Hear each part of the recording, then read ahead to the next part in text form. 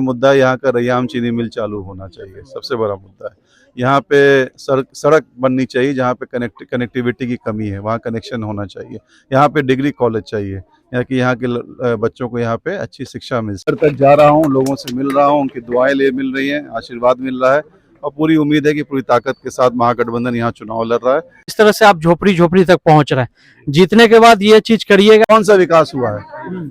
Smart meter लगा दिया जबरन आपने, गरीबों के ऊपर और आपने लोड डाल दिया, महंगी बिजली मिल रही है, कौन सा विकास हुआ है? आवासीय विद्यालय बना असराहा में, 65 करोड़ का बन के तैयार है, बच्चे रह रहे हैं।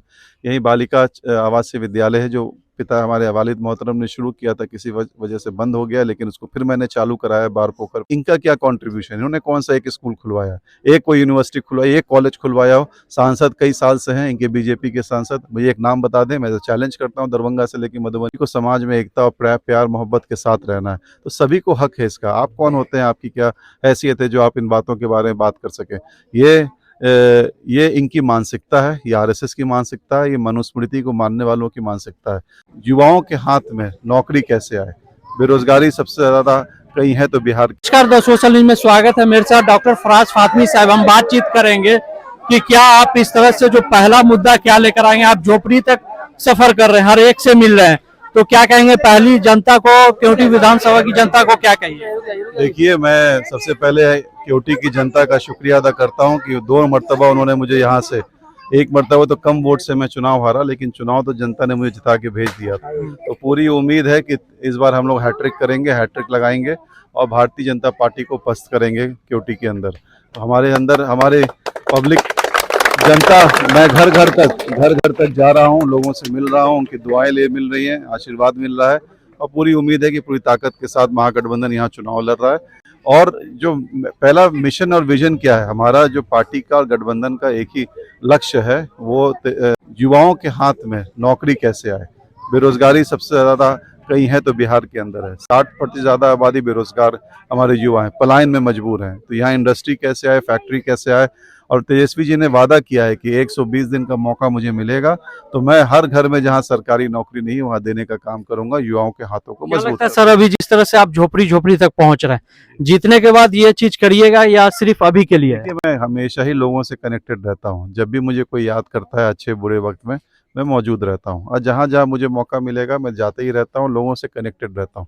इसलिए आप देख रहे हैं ना कि कितनी मोहब्बत लोगों की मेरे साथ अटैच्ड है। तो आज तो उम्मीद पूरी है कि जिस तरीके से मुझे 2 मरतबा यहाँ के लोगों ने जिता के भेजा, तीसरी मरतबा भी हैट्रिक से, बड़ी बहुमत से हम लोग चुनाव यहाँ से जीत के जाएंगे। क्या लगता है जिस तरह से अशोक यादव का भी बयान आया, मुस्लिमों को लेकर राशन छोड़ दें, गिरिराज सिंह ने भी बयान दिया मुस्लिमों को लेकर। एक तरफ भारतीय जनता पार्टी सबका साथ सबका विकास की बात करती है, उनके सांसद इतनी घटिया उनकी सोच और विचार है, तो वो उसी से आपके उनके लफ्ज़ों से आप उनकी बातों को समझ सकते हैं।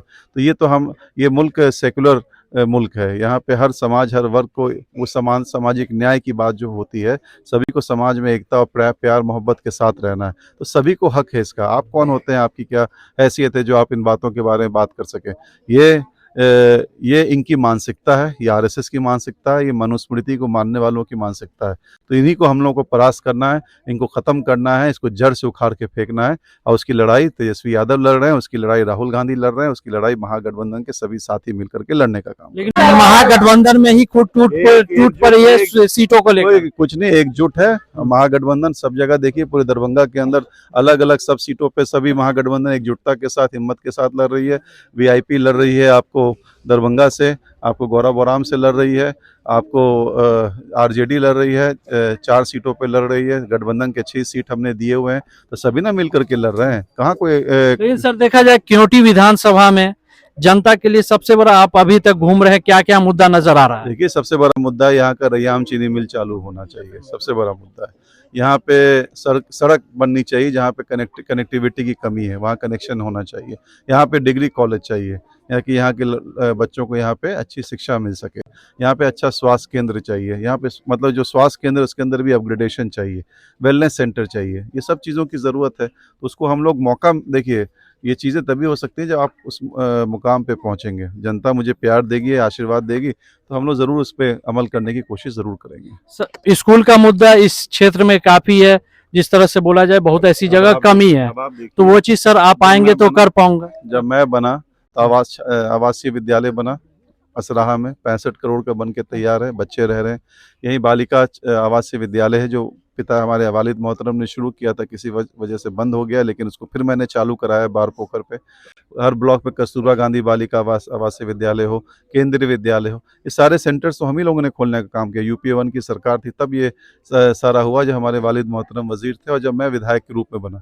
तो अब आप बताइए इनका क्या कॉन्ट्रीब्यूशन है? इन्होंने कौन सा एक स्कूल खुलवाया, एक कोई यूनिवर्सिटी खुलवाई, एक कॉलेज खुलवाया हो? सांसद कई साल से हैं इनके, बीजेपी के सांसद, मुझे एक नाम बता दें, मैं तो चैलेंज करता हूँ। दरभंगा से लेकर मधुबनी में हम लोगों ने काम करके दिखाया है। शिक्षा के क्षेत्र में हिंदुस्तान में अगर बिहार को जोड़ने का किसी ने काम किया है तो राजद के साथियों ने किया है। इसमें अशरफ फातमी साहब हों, चाहे मैं हूं, चाहे लालू जी हों, उन्होंने और महागठबंधन की मजबूत सरकार ने मिल करके इसको आगे बढ़ाने का काम किया है। लेकिन बोलते हैं डबल इंजन की सरकार है, बिहार में विकास ही विकास हुआ है। कौन सा विकास हुआ है? 12 तो पुल गिर गए, 200 करोड़ का बजट 800 करोड़ में बन गया। कौन सा विकास हुआ है? चूहा खा गया उनका पुल। कौन सा विकास हुआ है? स्मार्ट मीटर लगा दिया जबरन आपने, गरीबों के ऊपर और आपने लोड डाल दिया, महंगी बिजली मिल रही है। कौन सा विकास हुआ है? जो सड़कें बनी हुई हैं वो टूट रही हैं, 6 महीने में टूट जाती हैं। बात छोड़ दीजिए 8 महीना, क्या लगता है तेजस्वी यादव जिस तरह से बोल रहे हैं काम करेंगे, क्या ये जुमला रहेगा? पार्टी एनडीए के नेता इल्जाम लगा रहे हैं। तेजस्वी यादव जी ने 17 महीने डिप्टी सीएम रहे तो 5 लाख नौकरी यही दिया सभी वर्ग सभी समुदाय के लोगों को। वो रहेंगे तो हर युवाओं को वो बल देंगे, वो उसको नौकरी से जोड़ने का काम करेंगे। ये तेजस्वी यादव जी का कमिटमेंट है और वो करके दिखाएंगे। वो देश में